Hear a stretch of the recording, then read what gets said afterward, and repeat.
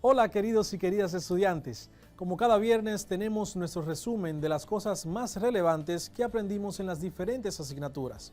Abarcaremos cada una de ellas, iniciando con matemáticas, en las que continué hablando de los postulados sobre los ángulos.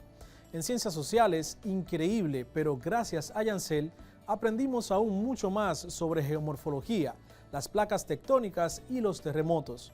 En ciencias de la naturaleza, Pevens y Ediberto desarrollaron un tema muy importante, las enfermedades de los sistemas nervioso y circulatorio, así como también las enfermedades del sistema respiratorio, con especial atención al COVID-19. En inglés aprendimos más sobre los adverbios, a describir personas, cosas y también el uso de la coma. En francés aprendiste sobre el pasado imperfecto y el pasado compuesto. Por último, la asignatura de lengua española, donde trabajaste el tema de la importancia de la acentuación, las tildes y del uso de los conectores de secuenciación temporal y también los adverbios. ¿Listos para aprender desde casa? Prepárate para el repaso del día de hoy.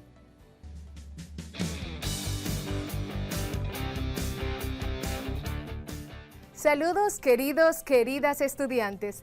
Estoy segura que se han quedado con la duda sobre lo que acabamos de ver y escuchar.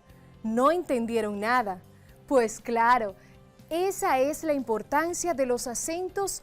Vamos a verlo ahora dicho correctamente. ¿Sabes que hice el cálculo y me dio mal? El profe lo calculó y le dio 50. ¿Crees que si lo calculo otra vez dará bien? Yo lo calculo y veré qué da. Gracias.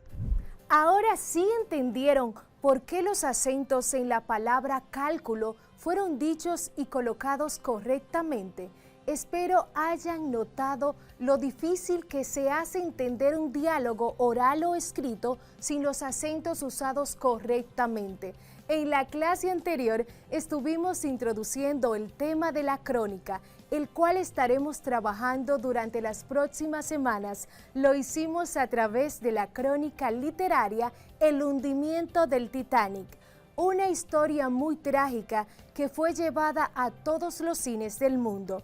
Recordemos que la crónica es una narrativa histórica que expone los hechos siguiendo un orden cronológico, es decir, siguiendo el orden o la secuencia en la que se presentan los acontecimientos narrados. El autor da su opinión frente a algún acontecimiento que ha tenido lugar en la realidad.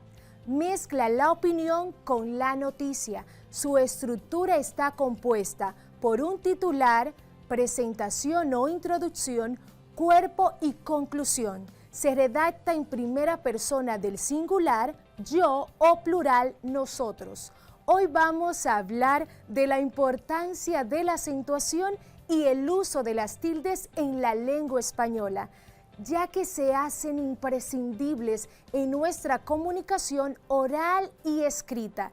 Saberlos usar correctamente conforme al contexto comunicativo. He querido que repasemos muy bien este tema para que lo pongan en práctica cuando escriban sus crónicas y cualquier tipo de texto. Bienvenidos, bienvenidas a este viaje hacia el saber, donde ponemos ritmo a las palabras. Importancia de la acentuación y el uso de las tildes. Al momento de comunicarnos, lo hacemos dándole entonación y acentuación a las palabras. Dentro de la gramática de nuestra lengua española tenemos el acento y la tilde. Son para esclarecer y diferenciar la expresión oral y escrita. ¿Sabes cuál es la diferencia entre un acento y una tilde? La acentuación de las palabras en el español permiten determinar el énfasis fonético, o sea, la fuerza sobre una sílaba al pronunciar una palabra.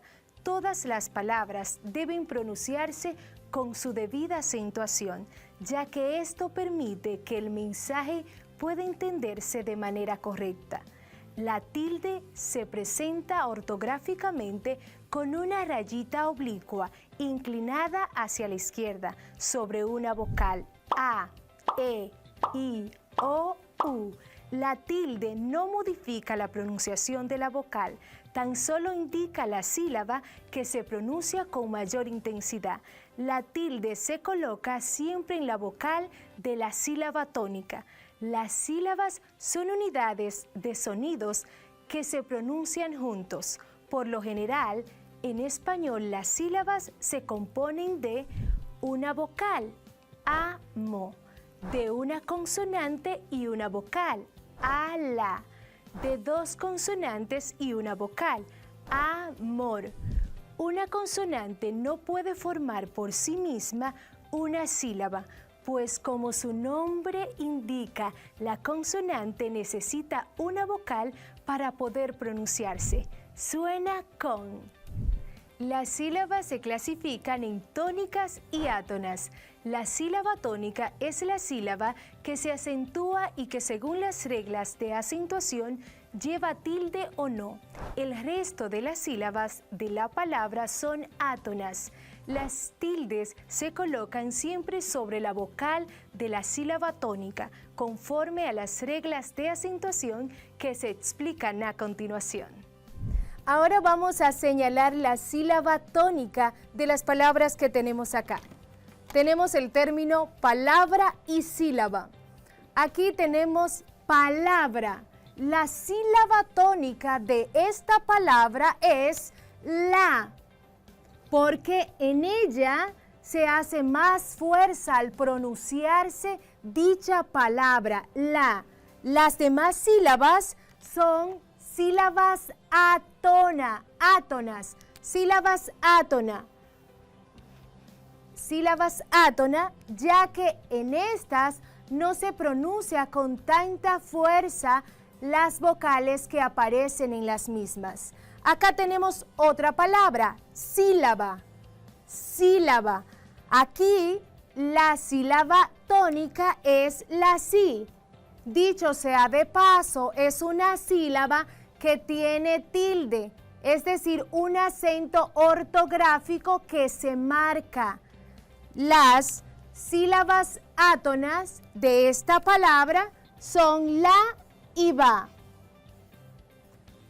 Las palabras se clasifican conforme a su acentuación, esto es, según cuál sea la sílaba tónica, en agudas, llanas o graves, esdrújulas y sobreesdrújulas.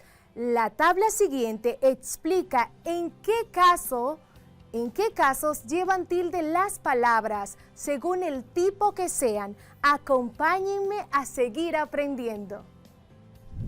Las palabras se clasifican en aguda, grave o llana, esdrújula y sobreesdrújula. Las palabras agudas se acentúan en la última sílaba. Se le marca la tilde si la palabra termina en N, S o vocal. Por ejemplo, tenemos la palabra compás. Termina en S, por ende, se le marca la tilde. Tenemos la palabra colibrí. Termina en I. También se le marca la tilde porque termina en vocal. Tenemos la palabra tapiz. Termina en la consonante Z. Es por esto que no se le marca la tilde, solo se pronuncia su acento. La excepción de esta regla, si termina en más de una consonante, aunque sea S, dos consonantes, como es el caso de la palabra robot, termina en las consonantes T y S. No se le marca la tilde. Las palabras grave o llana se acentúan en la penúltima sílaba. Si la palabra no termina en N, S o vocal. Por ejemplo, la palabra álbum se le marca la tilde porque termina en una consonante que no es N ni S, es decir, M. La palabra lápiz Es una palabra grave, se le marca el acento, la tilde ortográfica, porque termina en Z. No es ni N ni S. La palabra mañana, mañana, es una palabra grave que termina en A. Por ende, no se le marca la tilde, solo se pronuncia su acento. Las palabras esdrújula se acentúan en la antepenúltima sílaba. Siempre llevan tilde, siempre llevan tilde. Por ejemplo, década, México, rápido. Las palabras sobre esdrújula se acentúan en la anterior a la antepenúltima sílaba. Siempre llevan tilde, siempre llevan tilde. Por ejemplo, cómetelo, apréndetelo, ágilmente. Cabe destacar que el acento también se denomina como acento prosódico u ortográfico. El acento prosódico es aquel que se pronuncia pero no se le marca a la palabra. Por ejemplo, español. Mientras el acento ortográfico es aquel que sí se marca la tilde en la palabra. Por ejemplo, corazón. ¿Ya sabes cuál es la diferencia entre un acento y una tilde? ¿Cierto? Quiero que sinteticemos juntos lo aprendido hoy. La acentuación de las palabras en el español permiten determinar el énfasis fonético sobre una sílaba al pronunciar una palabra. Todas las palabras deben pronunciarse con su debida acentuación, ya que eso permite que el mensaje pueda entenderse de manera correcta. La tilde es la marca que ponemos sobre una vocal para indicar su entonación o acentuación más fuerte que el resto de las sílabas de una palabra. Se representa ortográficamente con una rayita oblicua inclinada hacia la izquierda sobre una vocal A, E, I, O, U. Y estoy segura que sí sabes más que el burro. La tilde no modifica la pronunciación de la vocal, tan solo indica la sílaba que se pronuncia con mayor intensidad. La tilde se coloca siempre en la vocal de la sílaba tónica. Ejemplo, calculo, calculó. Entonces, la diferencia entre acento y tilde es la siguiente. El acento es la acentuación fonética de la sílaba, es decir, es oral. La tilde es la indicación escrita o gráfica que se coloca en la sílaba. Las sílabas son unidades de sonidos que se pronuncian juntas. Por lo general, en español las sílabas se componen de una vocal A, amanecer, de una consonante y una vocal K, caballo, de dos consonantes y una vocal des, destruir. Recuerden que una consonante no puede formar por sí misma una sílaba, pues como su propio nombre indica, necesita una vocal para poder pronunciarse. Por ejemplo, la educación es un derecho fundamental. Vemos en esta oración cómo cada consonante que se presenta está acompañada de una o dos vocales para poder formarse las sílabas. La educación es un derecho fundamental.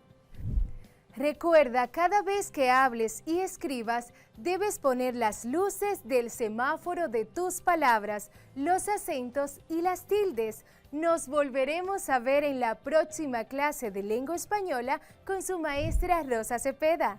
¡Bendiciones! Espero que esto te haya refrescado la memoria y sobre todo que sepas acentuar las palabras y utilizar los conectores para tener una excelente escritura. Ahora es mi turno y repasemos lo tratado en la semana sobre los postulados de los ángulos.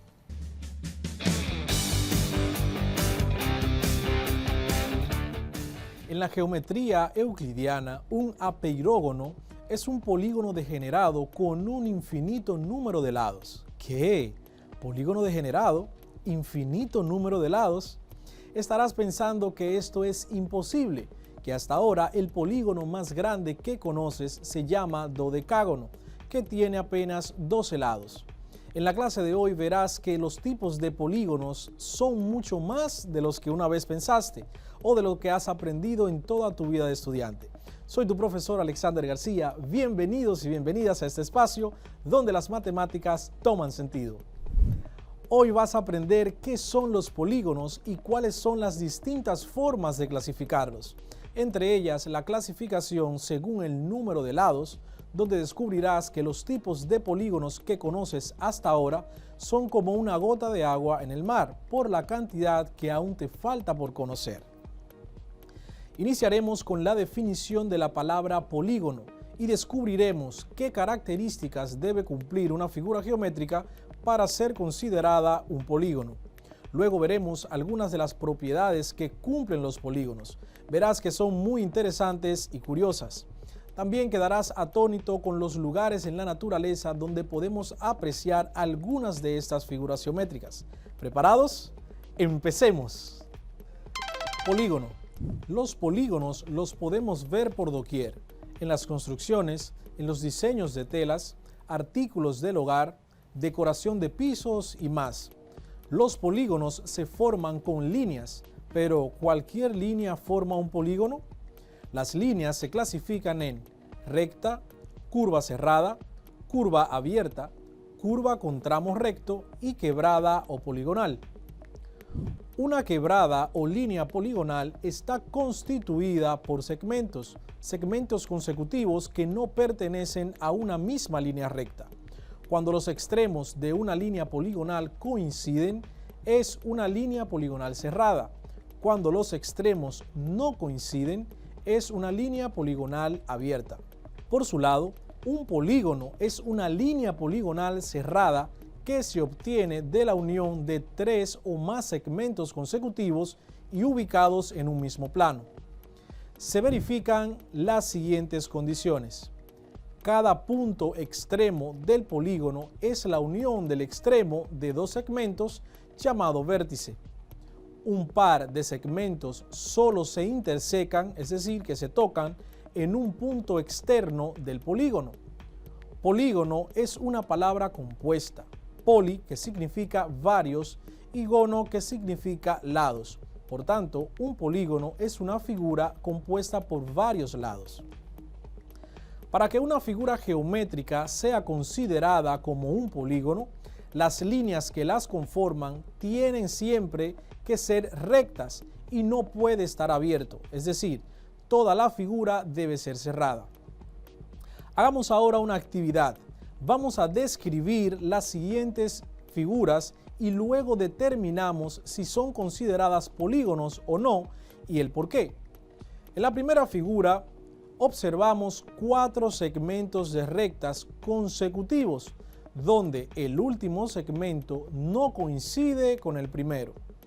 Por tanto, es una línea poligonal abierta y por consiguiente no es un polígono. La segunda figura que podemos ver contiene 6 segmentos de recta consecutivos, donde todos coinciden. Por tanto, es una línea poligonal cerrada y por consiguiente es un polígono. Por último, observamos esta figura formada por 3 segmentos de recta y un segmento de línea curva y todos coinciden para hacer de la figura una figura cerrada.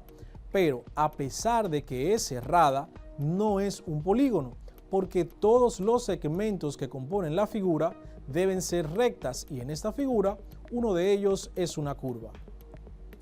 Ahora vamos a conocer las diferentes partes que conforman un polígono. Lados son los segmentos que forman la línea poligonal. Vértices son los puntos donde se unen los lados. Altura es la recta perpendicular trazada desde cualquiera de los vértices al lado opuesto. Ángulos son las regiones del plano que delimitan dos lados.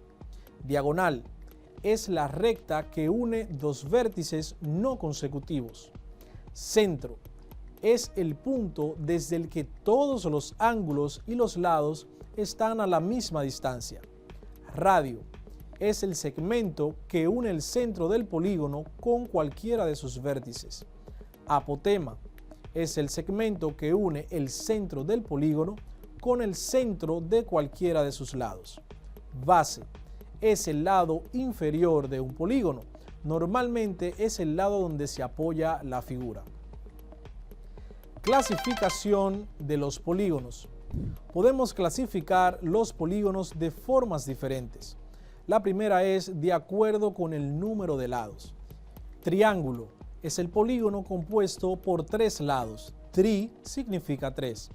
Cuadrilátero es el polígono compuesto por 4 lados. Cuadri significa 4, látero significa lados. Pentágono es el polígono compuesto por 5 lados. Penta significa 5. Hexágono es el polígono compuesto por 6 lados. Hexa significa 6. Gono significa lados. Heptágono es el polígono compuesto por 7 lados. Hepta significa 7. Octágono es aquel polígono compuesto por 8 lados. Eneágono es el polígono compuesto por 9 lados. Decágono es el polígono compuesto por 10 lados. Deca significa 10. Un decágono es el polígono compuesto por 11 lados. Dodecágono es el polígono que está conformado por 12 lados. ¿Por qué las abejas construyen el panal de miel con las celdillas hexagonales? La pregunta ha pasado del campo de la geometría a la filosofía y a la biología, ya que la pregunta, como afirma Joaquín Navarro, está preñada de incógnitas trascendentales. ¿Actúan las abejas llevadas por un instinto geométrico de origen divino? ¿Responden a razones evolutivas por una cuestión de utilidad? ¿Viene la forma hexagonal del aplastamiento de unas celdillas sobre otras? Lo que la geometría nos enseña es que cuando uno quiere cubrir un plano con formas geométricas idénticas, lo que se llama teselación, el hexágono es la forma más eficiente, puesto que es la que se ajusta mejor al plano, ofreciendo menos perímetro. Podemos concluir entonces que las abejas escogen la figura hexagonal para construir las celdas con la menor cantidad de cera posible. Esta conclusión no fue inmediata y algunos físicos eminentes como Kepler y Darwin creyeron que la forma hexagonal era una deformación por aplastamiento de la forma que les parecía más natural, el círculo. Fue el matemático Laszlo Figistud, quien nació en 1915 y falleció en el 2005, quien demostró que el hexágono era la figura geométrica que era capaz de teselar o cubrir un plano dado, empleando un menor perímetro. Aún así, siempre quedará una pregunta sin resolver. ¿Entienden las abejas de geometría? Ahora bien, ¿son estos los únicos polígonos que existen? Claro que no. Si nos ponemos a nombrarlos todos, no acabamos nunca. Aquí te menciono otros más. Tridecágono es aquel que está compuesto por 13 lados. Tetradecágono, aquel que está compuesto por 14 lados. Pentadecágono, 15 lados. Hexadecágono, 16 lados. Heptadecágono, 17 lados. Octadecágono, 18 lados. Eneadecágono, 19 lados. Isodecágono, 20 lados. Ahora subamos un poquito el nivel. Triacontágonos son los polígonos de 30 lados. Triacontacaipentágonos son los polígonos de 35 lados. Tenemos que el polígono posee 35 lados, se llama triacontaipentágono. Esta expresión puede descomponerse de la siguiente manera: triacon, tacai, pentágono. La expresión triacon hace referencia al número 30, tacai hace referencia a con y pentágono hace referencia a 5 lados. Tetracontágonos son los polígonos de 40 lados. Pentacontágonos son los polígonos de 50 lados. Hexacontágonos son los polígonos de 60 lados. Heptacontágonos son los polígonos de 70 lados. Octacontágonos son los que tienen 80 lados. Eneacontágonos son los polígonos que poseen 90 lados. Hectágonos son los polígonos de 100 lados. No lo confundas con los heptágonos, que son los polígonos de 7 lados. Sus nombres solo tienen una letra de diferencia. Uno es hectágono con C, que es el polígono de 100 lados, y el otro es heptágono con P, que es el polígono de 7 lados. Clasificación de los polígonos según sus ángulos. Tenemos polígonos cóncavos. Es cuando el polígono tiene un ángulo que mide más de 180 grados. También tenemos los polígonos cóncavos, que son aquellos que tienen ángulos internos entrantes. Por ejemplo, la figura que conocemos como una estrella, si unimos dos de sus vértices no consecutivos, no siempre toda la recta quedará dentro del polígono. Polígonos convexos. Es cuando todos los ángulos del polígono miden menos de 180 grados. También los polígonos convexos son aquellos que no tienen ángulos internos entrantes. Por ejemplo, un rectángulo, si unimos todos los vértices no consecutivos con una recta, siempre la recta quedará dentro del polígono. Clasificación de los polígonos según sus lados y sus ángulos. Tenemos el polígono equilátero, que es aquel polígono que tiene todos sus lados iguales. Polígono equiángulo es aquel que tiene todos sus ángulos iguales. Por otra parte, tenemos el polígono regular. Es cuando el polígono es equiángulo y equilátero a la vez, es decir, ángulos y lados iguales al mismo tiempo. Polígonos irregulares. Es cuando en un polígono hay uno o más lados y o ángulos que no son iguales. Apeirógono regular. Un apeirógono regular tiene lados de igual longitud y ángulos de igual amplitud, como cualquier polígono regular. Si el ángulo en las esquinas es de 180 grados, el aspecto del apeirógono parece una línea recta, como se muestra en el dibujo a continuación. Este tipo de líneas pueden ser consideradas como una circunferencia de radio infinito, por analogía con los polígonos regulares con un número muy grande de lados que se asemejan a un círculo. De ahí que una circunferencia se considera un polígono con infinito número de lados. En la próxima clase hablaremos un poco más de esto.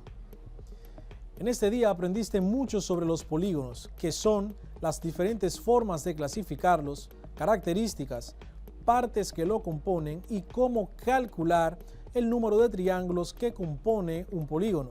También pudiste ver cómo la naturaleza nos sorprende con sus diseños, con los distintos diseños que obedecen a figuras geométricas.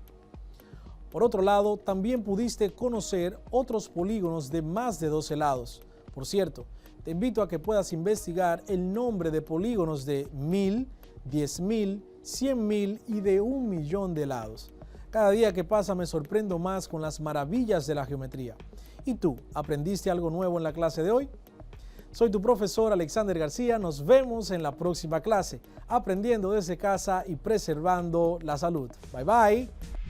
Hasta aquí ha llegado el resumen de matemáticas, pero no te muevas porque vamos a una pausa y al regreso la profesora Yancel te ayudará a repasar la clase de ciencias sociales con un tema que debemos manejar todos en casa, los terremotos.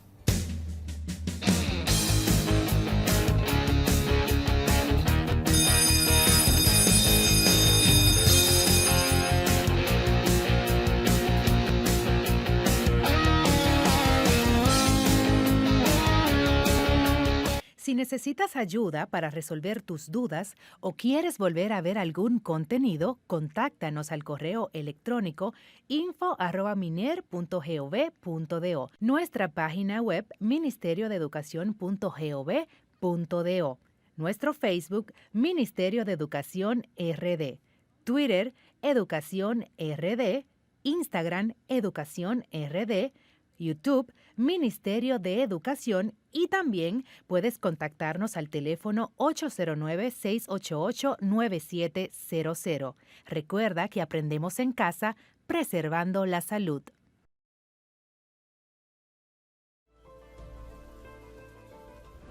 Belleza natural, biodiversidad, arte esculpida por la misma naturaleza, todo en un mismo lugar. Monumento Natural Cueva de los Tres Ojos.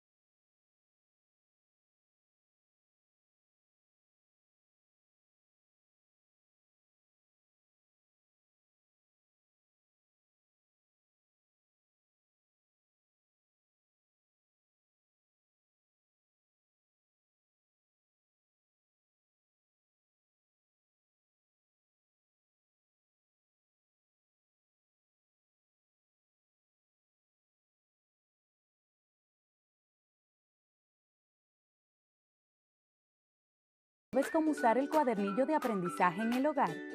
Aquí te mostramos cómo. Cada mes recibirás un cuadernillo como este, donde encontrarás el plan mensual de actividades y asignaciones para aprender juntos en casa durante 4 semanas. Es un conjunto de actividades para trabajar juntos en casa durante todo el mes. En este plan encontrarás todas las indicaciones que guiarán el aprendizaje de tu hija o hijo y además aquellas asignaciones que deberán enviar al maestro para recibir retroalimentación de lo aprendido y motivación para seguir aprendiendo. No te preocupes, los estudiantes de distintos grados trabajarán el mismo tema cada mes. Los pequeños con tareas más simples y los más grandes con tareas más complejas. La meta es que todos trabajen a la par en la misma mesa y se acompañen en este viaje de aprendizaje. Cada día requiere al menos 2 horas de trabajo concentrado en el aprendizaje. Según la realidad de cada hogar, deberán definir cuáles son los mejores horarios para aprender todos juntos. Sencillo. Procura leer desde el principio hasta el final todas las actividades de la semana. Y si todavía tienes dudas, no olvides que podrás consultar lo que necesites a los docentes de tus hijos e hijas.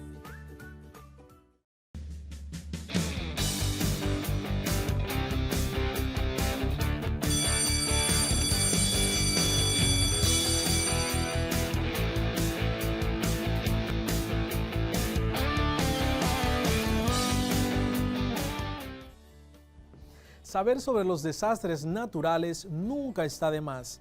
La profesora Yancel te estuvo enseñando en la semana sobre geomorfología, las placas tectónicas y los terremotos. Pues te muestro de manera resumida este contenido, resaltando nuevos aspectos.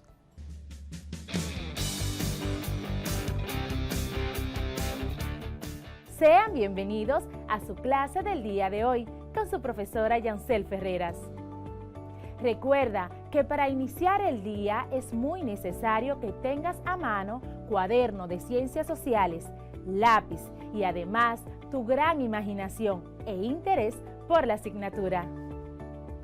Es importante recordar que debes elaborar como producto final de la quincena un artículo de opinión sobre el efecto de los movimientos sísmicos en la República Dominicana. Pero antes de iniciar, es preciso refrescar la memoria. Vamos a ver de qué hablamos en la clase anterior. Pues la maestra Rosa nos explicó qué es un artículo de opinión y cómo debemos realizarlo. También aprendimos la etimología de sismos, la diferencia entre epicentro y hipocentro, diferencia entre temblores y terremotos, que la sismología es la rama que se encarga de estudiar los sismos. Además, aprendimos a diferenciar los movimientos de las placas tectónicas, divergente, convergente y transformante, y lo que ocurre cuando éstas se mueven. En este encuentro vamos a abordar los movimientos sísmicos en la República Dominicana, pero antes hay 3 conceptos que son de suma importancia para el desarrollo de esta clase, para la elaboración de tu artículo de opinión sobre los movimientos sísmicos de la República Dominicana. Estos conceptos son: terremoto, sacudida violenta de la corteza y manto terrestre, ocasionada por fuerzas que actúan en el interior de la Tierra. Placas tectónicas. Las placas tectónicas son fragmentos de la litosfera, compuesto por la parte superior del manto superior y la corteza terrestre, que se comportan como una capa fuerte, relativamente fría y rígida. Las placas de la litosfera son más delgadas en los océanos, donde su grosor varía de unos cuantos kilómetros en las dorsales oceánicas hasta 100 kilómetros en las cuencas oceánicas profundas. Tsunamis es una serie de enormes olas oceánicas creadas por algún desorden submarino. Las causas incluyen terremotos, deslizamiento de tierras, erupciones volcánicas o meteoritos, que son pedazos de roca que provienen del espacio e impactan la superficie terrestre. En República Dominicana han ocurrido terremotos que han impactado el país. El objetivo de la clase es lograr elaborar una línea de tiempo con la historia de la presencia de los terremotos y tsunamis en nuestra isla. Pero ¿sabes qué es una línea de tiempo y cómo se elabora una línea de tiempo? Te cuento. Una línea de tiempo es una representación gráfica de sucesos o acontecimientos históricos ordenados cronológicamente en orden de fechas, desde el más antiguo hasta el más reciente. Este permite ubicar los hechos en el orden en el que se produjeron, relacionar acontecimientos con otros hechos ocurridos antes o después, aprender cuándo ocurrieron los acontecimientos relevantes de la historia que están relacionados con el presente. Quiero que en tu cuaderno de Ciencias Sociales dibujes una línea de tiempo en la cual irás organizando los hechos de mayor a menor, así como esta. Los antecedentes históricos indican que 10 tsunamis han incidido en el Caribe desde 1492. Los principales sismos que han generado tsunami y que han afectado la isla son: el 18 de octubre de 1751 se produjo un terremoto que se sintió en toda la isla, afectando la región sur desde el Ceibo hasta Puerto Príncipe en Haití. La villa de Azua fue destruida y se produjo un tsunami. De acuerdo a las informaciones recopiladas, es uno de los eventos históricos más severos que han afectado la isla.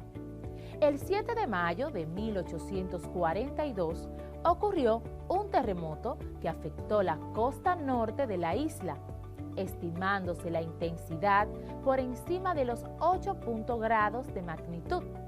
Se generó un tsunami que afectó Santo Domingo, con olas estimadas en 2 metros, así como el Forte Liberte y en Santiago de los Caballeros.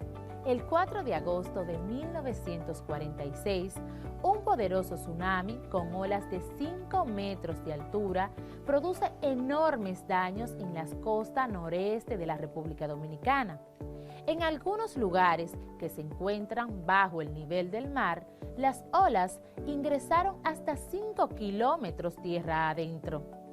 El poblado de Matanza, donde impactó, quedó casi destruido, donde hubo que lamentar la muerte de 1.950 personas. La retirada del mar en Puerto Plata fue tan grande que se podía caminar por debajo de la estructura del muelle. Es importante seguir el orden cronológico. Para elaborar la línea de tiempo, utilizarás las informaciones que te presentamos arriba. Ahora te voy a presentar cómo elaborar tu línea de tiempo. Este es un ejemplo simplificado. Aquí tienes las fechas y las regiones, de mayor a menor. Entonces, ¿ya estás claro? ¿Sabes cómo elaborar tu línea de tiempo? Y entonces, ¿ya puedes decir qué es un tsunami? Tsunami es una palabra japonesa empleada para designar el ingreso del mar hacia la tierra, que significa literalmente ola en el puerto. Tsu significa puerto, nami significa olas. A pesar de tener origen japonés, este vocablo ha tomado popularidad y ya se utiliza en todo el mundo. ¿Cómo se forma un tsunami? Pues esto ocurre cuando un sismo hace temblar el fondo del mar. Esto hace que en la superficie una gran masa de agua se desplace, lo que forma un vaivén que se propaga a gran velocidad bajo la superficie. Aspirada, el agua se retira de la orilla y al acercarse a las costas, las ondas forman olas gigantescas. Su tamaño dependerá de la magnitud del seísmo y de la deformación vertical del fondo marino. No todos los terremotos generan tsunami, sino solo aquellos de magnitud considerable, que ocurren bajo el lecho marino y que son capaces de deformarlo. Si bien cualquier océano puede experimentar un tsunami, es más frecuente que ocurran en el Océano Pacífico, donde son también más comunes los terremotos de magnitud considerables, especialmente las costas de Chile, Perú y Japón. Las olas se caracterizan por una longitud de onda muy larga y una amplitud mucho más pequeña, cuanto más lejos están de las costas. Las olas pueden extenderse miles de kilómetros y penetrar tierra adentro, arrasando las zonas costeras. El tamaño del tsunami está determinado por la magnitud de la deformación vertical del fondo marino, o sea, que entre más fuerte se produce el terremoto en el fondo marino, mayor será su proporción. Aunque no hay mecanismos para predecir terremotos, sí los hay para alertar los tsunamis antes de la llegada a la costa, pues la velocidad de la propagación es mucho menor que la de las ondas sísmicas. Como algo habitual, es imprescindible que dialogues constantemente las reglas de seguridad en caso de tsunami, ya que esto puede ocurrir en cualquier momento.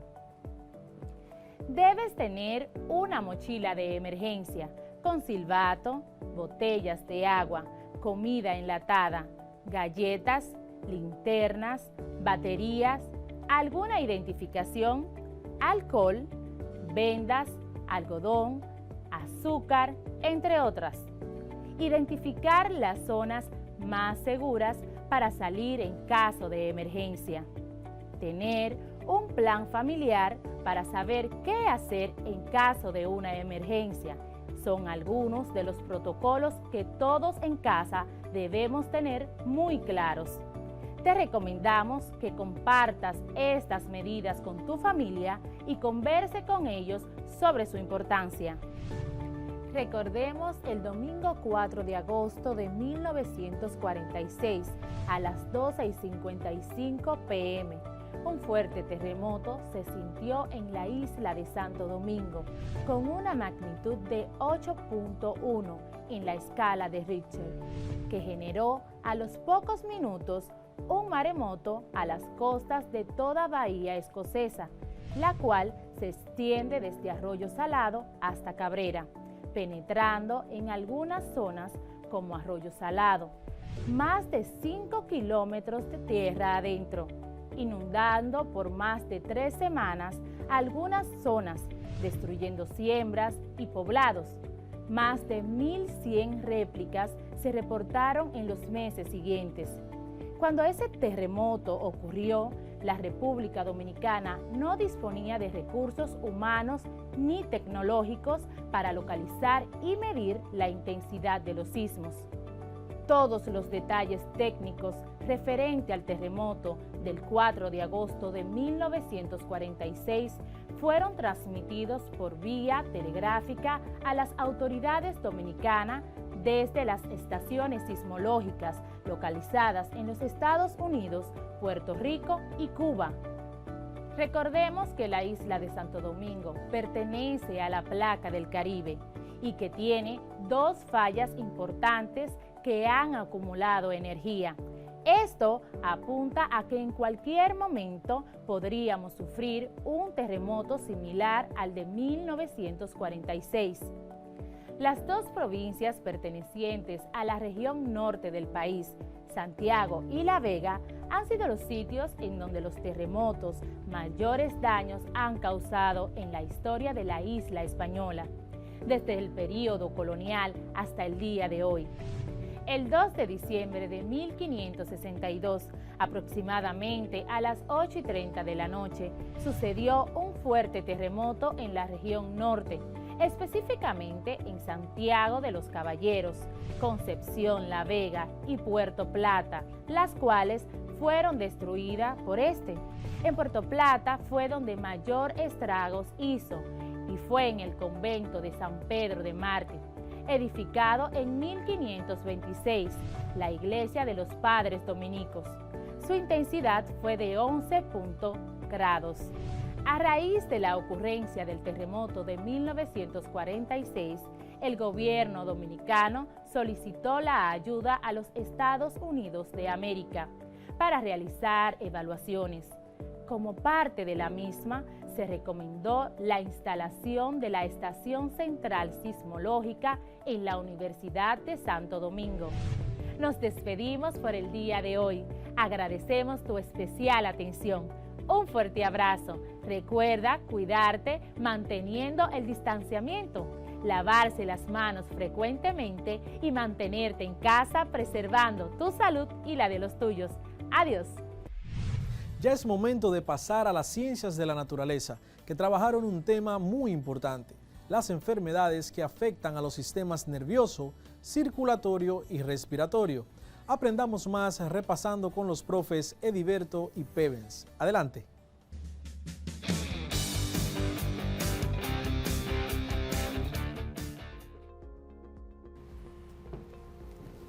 Oye, ¿te ves feliz? ¿Qué soñabas? Pues estaba soñando esos días cuando nos abrazábamos y compartíamos juntos. Ya volveremos, pero solo si nos cuidamos.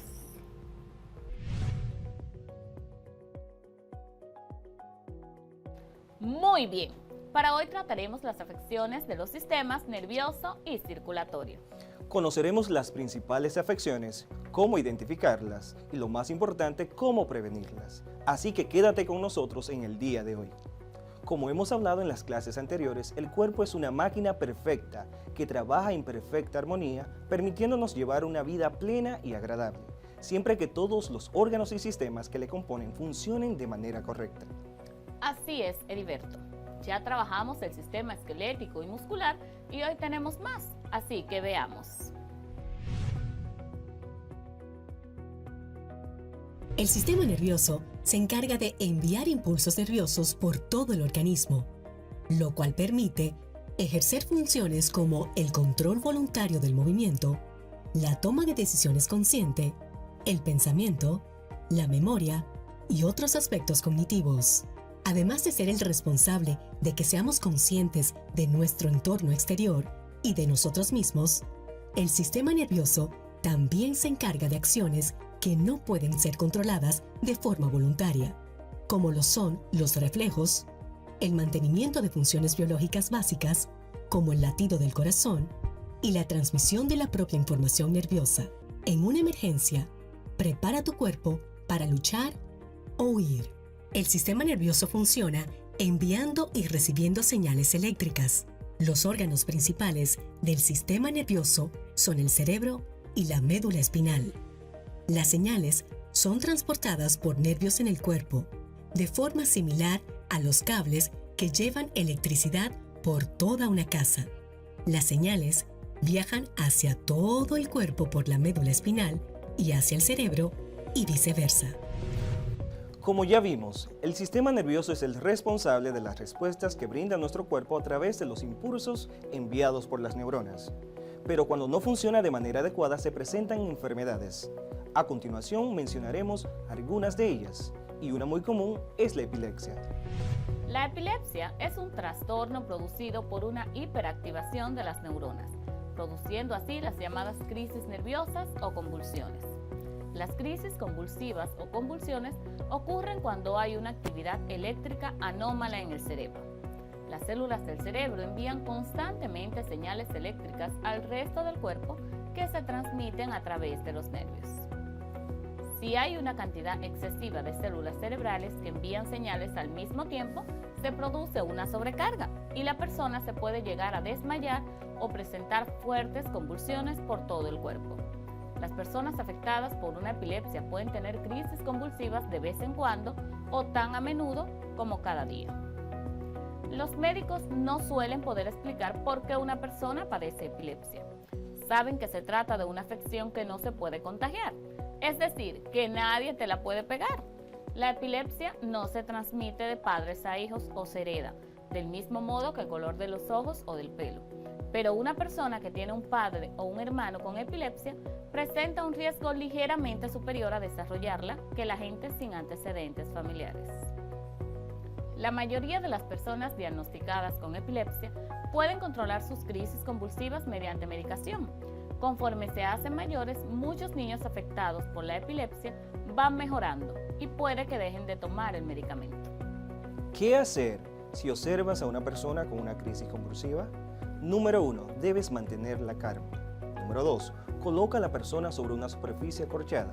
Puede ser una alfombra o un sofá si estás dentro de tu casa, o sobre el césped si estás fuera.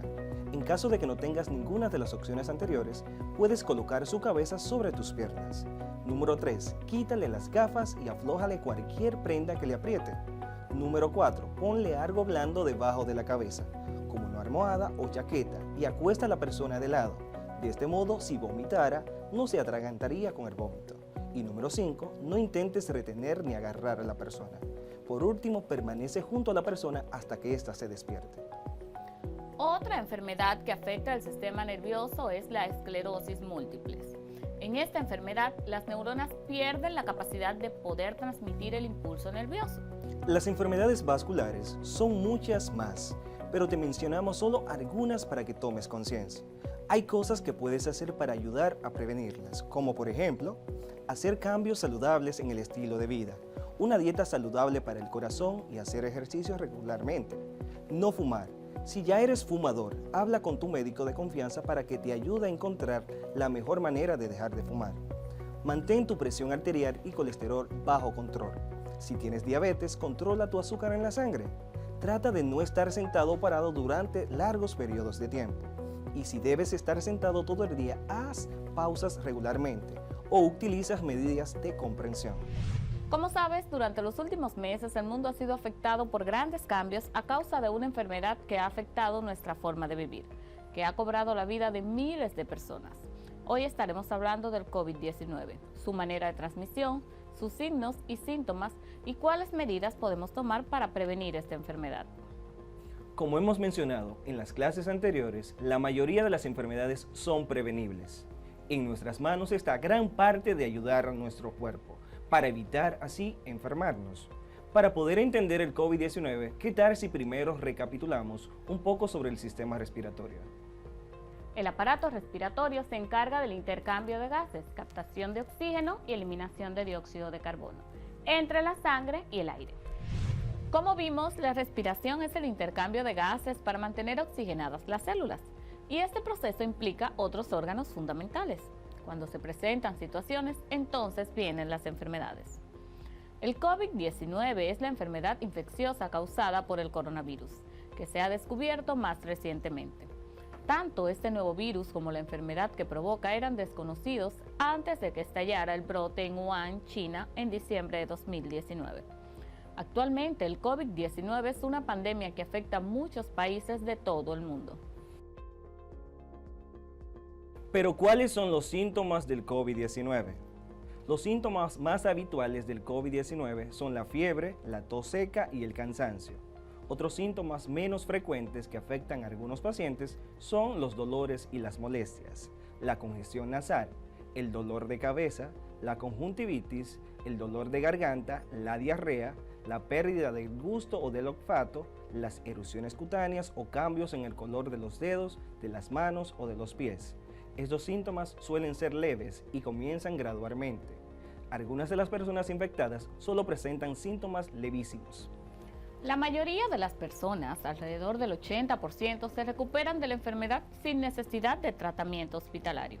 Alrededor de 1 por cada 5 personas que contraen el COVID-19 acaba presentando un cuadro grave y experimenta dificultades para respirar.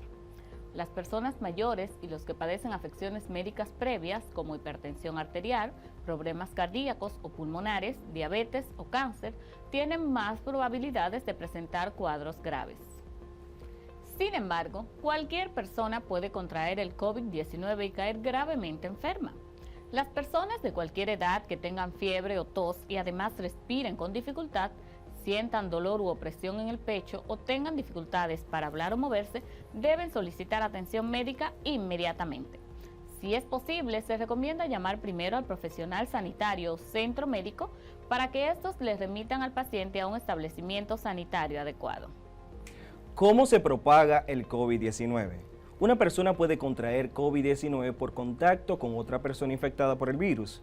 La enfermedad se propaga principalmente de persona a persona a través de las gotículas que salen despedidas de la nariz o de la boca de una persona infectada, al toser, estornudar o hablar.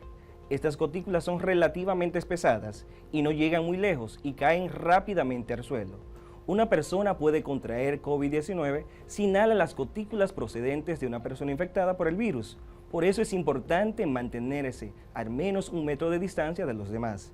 Estas gotículas pueden caer sobre los objetos y superficies que le rodean a la persona, como son las mesas, los pomos, las barandillas, de modo que otras personas pueden infectarse si tocan esos objetos o superficies, y luego se tocan los ojos, la nariz o la boca. Por ello es importante lavarse las manos frecuentemente con agua y jabón con un desinfectante a base de alcohol. La Organización Mundial de la Salud está estudiando las investigaciones en curso sobre las formas de propagación del COVID-19 y seguirá informando sobre las conclusiones que se vayan obteniendo.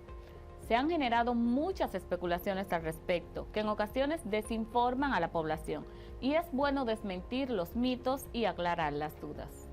Veamos. ¿Es posible contagiarte de COVID-19 si te pones en contacto con una persona que no tenga ningún síntoma?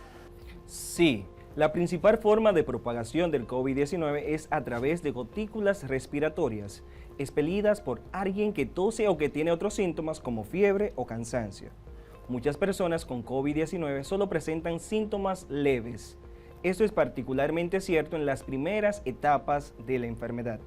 Es posible contagiarse de alguien que solamente tenga una tos leve o que no se siente enfermo.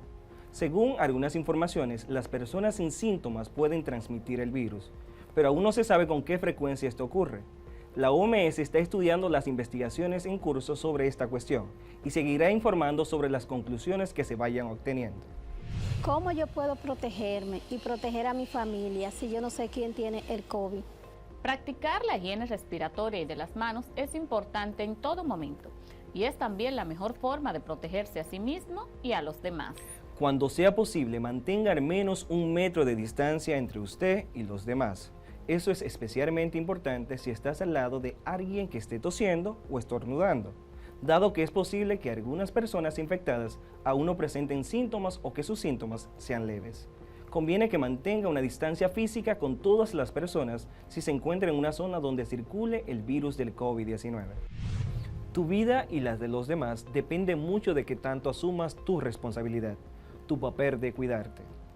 Solo piensa que nosotros estamos dando clases desde acá con el apoyo de tus maestros porque lo más importante es cuidarte a ti, evitando exposiciones innecesarias.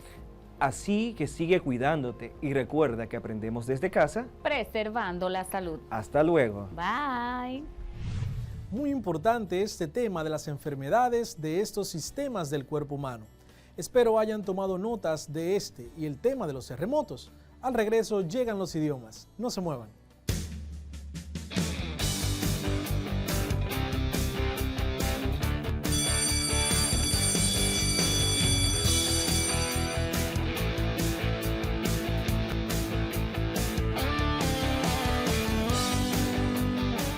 Si necesitas ayuda para resolver tus dudas o quieres volver a ver algún contenido, contáctanos al correo electrónico info@miner.gov.do, nuestra página web ministeriodeeducacion.gov.do, nuestro Facebook Ministerio de Educación RD, Twitter Educación RD, Instagram Educación RD, YouTube, Ministerio de Educación, y también puedes contactarnos al teléfono 809-688-9700. Recuerda que aprendemos en casa, preservando la salud.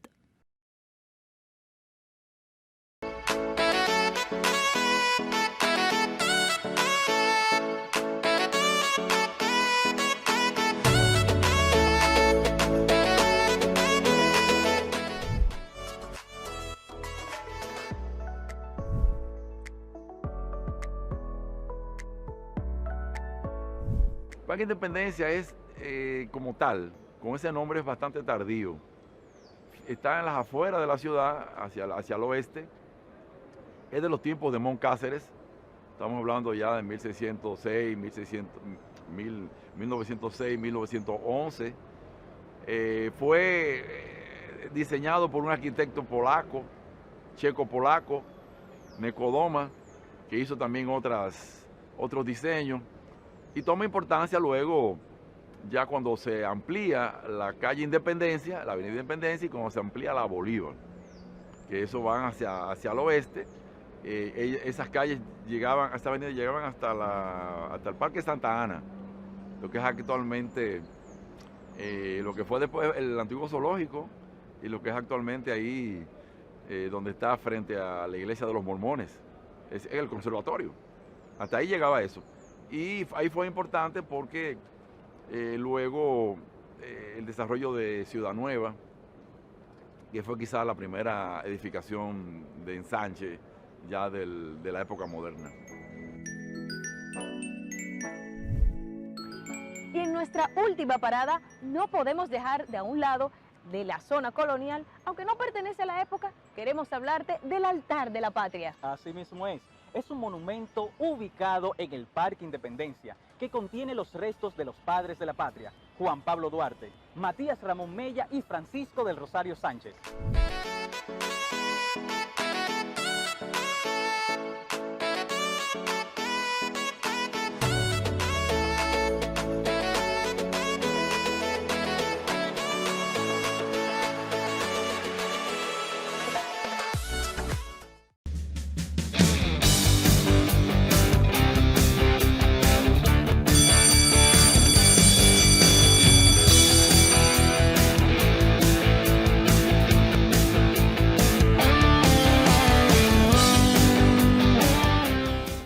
estamos de vuelta. Es momento de que tus profesoras de inglés, Raisi e Iman, continúen afianzando tus conocimientos sobre cómo describir cosas utilizando los adverbios, además del uso de la coma en textos en inglés.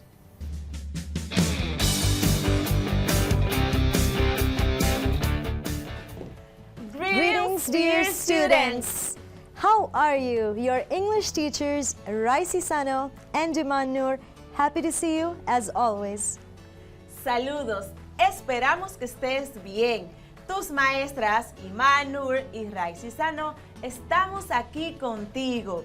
You learning at home, tú aprendiendo desde casa porque debes preservar tu salud. Hoy te traemos un tema interesante con el cual seguirás aprendiendo vocabulario y comprensión oral y escrita, giving and asking for directions and instruction, con el objetivo de que al final de esta clase seas capaz de dar órdenes y pedir indicaciones e instrucciones para llegar a un lugar en específico. Teacher Raisi, let's explain to our students how to use a comma. Explícale a nuestros estudiantes el uso de la coma. Comma is used to separate extra information or list of three, such as people, animals, names, places of specific dates. La coma es utilizada para separar información extra o lista de tres, como los nombres, lugares o fechas específicas. Ahora hagamos un ejercicio. En este simplemente vas a separar utilizando la coma donde consideres. Te diré 6 oraciones en inglés y en español. Además, te diré un ejemplo. The students are required to bring their textbooks, pencils, and zip disk to class. 1. He drove through Illinois, Indiana, and Kentucky. Él condujo por Illinois, Indiana y Kentucky. 2. My mom, who is a nurse, cares for the sick. Mi madre, quien es enfermera, se preocupa por el enfermo. 3. My favorite sports are swimming, tennis, and skiing. Mis deportes favoritos son natación, tenis y esquiar. 4.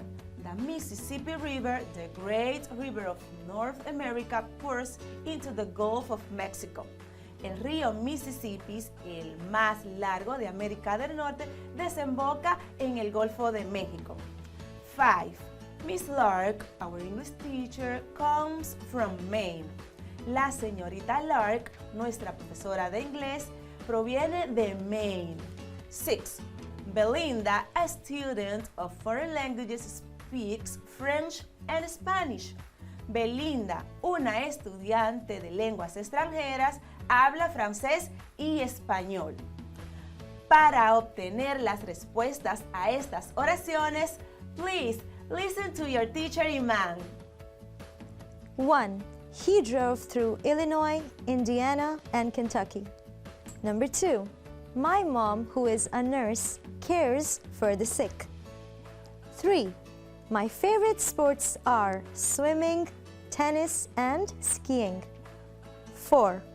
The Mississippi River, the great river of North America, pours into the Gulf of Mexico. 5. Miss Lark, our English teacher, comes from Maine. 6. Belinda, a student of foreign languages, speaks French and Spanish. Y como en cada clase te decimos, You have homework for today. Ya sabes que es nuestro deber recordarte tu asignación, la cual esperamos hayas hecho. Recuerda, te pedimos realizar un párrafo de 3 a 6 líneas hablando sobre las responsabilidades que se deben tener al momento de cuidar una mascota. Además, te pedimos que escribieras un pequeño texto de unas 5 líneas en el cual le pides a un amigo cercano que cuide de tu mascota. Una vez más, te invito a compartir tu tarea con tu teacher y tus compañeros. Ahora, please complete your self-assessment. Completa tu autoevaluación sobre la clase de hoy. Statement. Yes, so, no. I can understand and write directions for getting to different places using vocabulary such as turn left, right, go straight, etc. Puedo comprender y escribir instrucciones para llegar a diferentes lugares utilizando expresiones tales como turn left, right, go straight, etc. I can answer questions to demonstrate specific understanding of a written text about giving directions. Puedo responder preguntas para demostrar comprensión de un texto escrito sobre dar instrucciones para llegar a un lugar. Ahora, para comenzar nuestro tema de hoy, I want you to close your eyes. Quiero que cierres tus ojos y te imagines que estás de visita en un país de habla inglesa y necesitas ir a varios lugares de la ciudad por diferentes propósitos. Le pides al recepcionista del hotel que te indique cómo llegar a esos lugares. Para esto es necesario que sepas cómo solicitar y comprender indicaciones e instrucciones. Así que presta atención a la siguiente conversación. Hello, my name is Rosa and I'm staying at this hotel for a week. Hey, hello, nice to meet you, Rosa. My name is Alex and I'm here to help you. Thank you very much. Do you know how to get to Agora Mall? I have never been there and I have a meeting. Of course, are you driving or taking the subway? I'm going to drive. Okay, it's really easy. Here, this avenue is called 27 de Febrero. You are going to go straight, cross 2 Avenue, Tiradentes and Lope de Vega Avenue. Continue driving until Abraham Lincoln and then Kennedy. Just a moment. Let me write this down. Okay, it's here, this paper. Okay, this avenue is 27 de Febrero. Go straight and cross 2 Avenue. Tiradentes Avenue and Lope de Vega Avenue. Then, until the Abraham Lincoln Avenue, turn right. And continue driving until John Fitzgerald Kennedy. And then, Agora Mall is on the right. Oh, thank you. How long does it take to get there? It takes about half hour, depends on the traffic. At what time is your meeting? I have a meeting at 10 a.m. I'm going to leave at 9:30. Okay, my pleasure. Thank you very much. Thank you to you. Bye. Bye.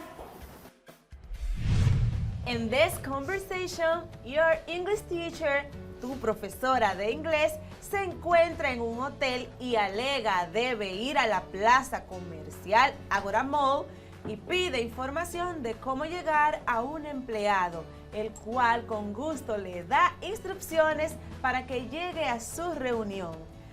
That situation makes me remember, me hace recordar when I was at la zona colonial and I met Silverio, the Brazilian. Esta situación me hace recordar cuando conocí al señor Silverio en la zona colonial. Ahora, your teacher Iman is going to explain today's topic to you. Ella te va a explicar nuestro tema de hoy. To instruct someone to go to a specific place, we generally use instructions such as the following. Para dar instrucciones a alguien para ir a un sitio concreto. Generalmente, utilizaremos construcciones como las siguientes. 1. Turn left. 2. Turn right. 3. Go straight on. 4. Go across the street. And 5. On the corner. Volveré a repetir este vocabulario. Esta vez te diré su significado en español. 1. Turn left significa gira a la izquierda. 2. Turn right significa ir a la derecha. 3. Go straight, sigue derecho. 4. go across the street, cruzar la calle. Y 5, on the corner, en la esquina. Your English class is done. Tu clase de inglés ha terminado. Como siempre, antes de despedirnos, hacemos una recapitulación y te decimos cuál es tu asignación. Today we learned about giving and asking directions. Hoy aprendimos cómo dar y pedir instrucciones para llegar a un lugar en específico. Ahora escucha la asignación que te dejará la teacher Raisi. For homework, como asignación, write directions for getting to the nearest drugstore from your house. Escribe las instrucciones para llegar a la farmacia más próxima desde tu casa. We hope you have learned a lot today. Ahora es momento de que repases tus clases de francés con el profesor Echazón, quien te ayudará a recordar el tema del pasado imperfecto y el pasado compuesto en este hermoso idioma.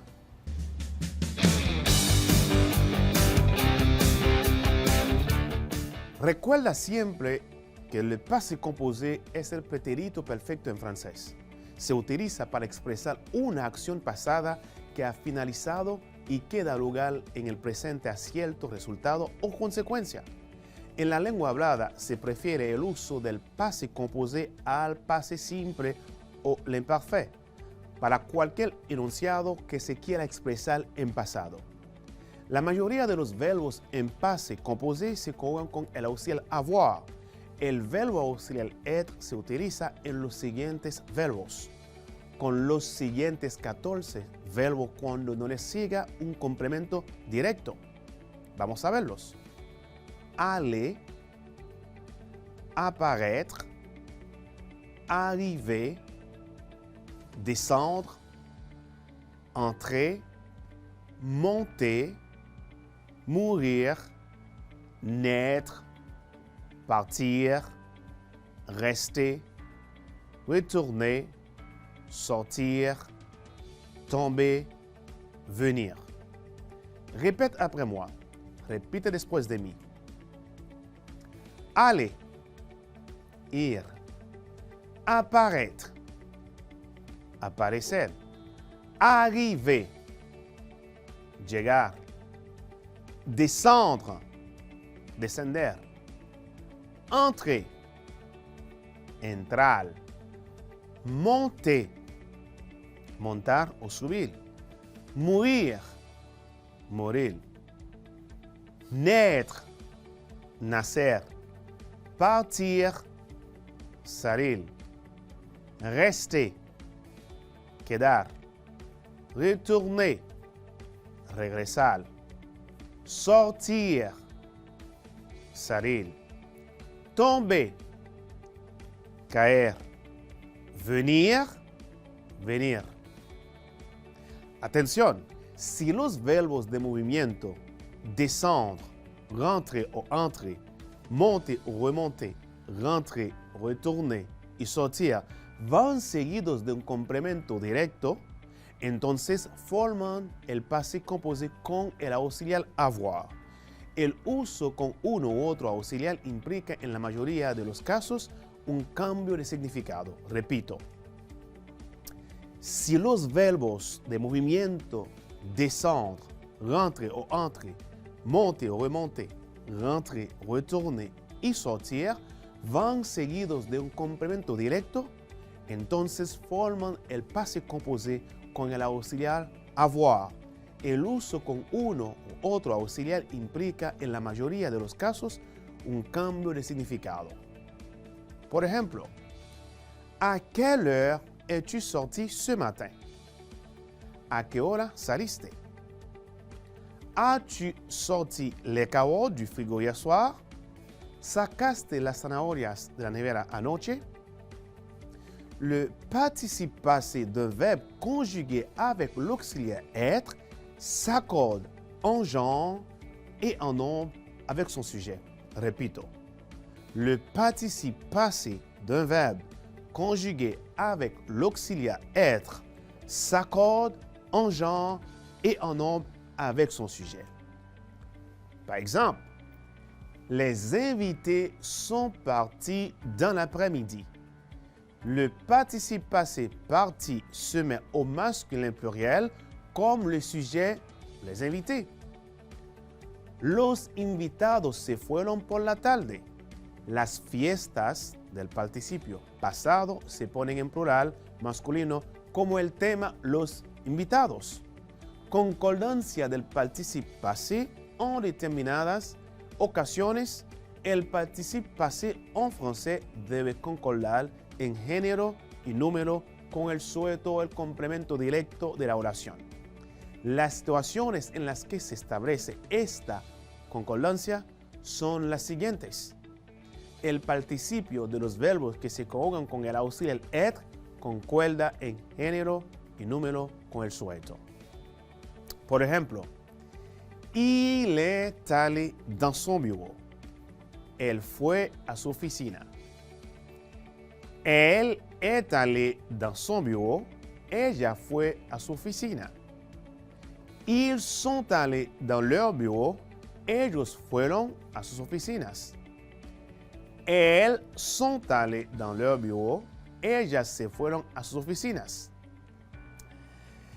En la primera frase, il est allé dans son bureau, el sujeto es masculino singular, por eso que el pasado participio ale se escribe A, L, L, E con acento.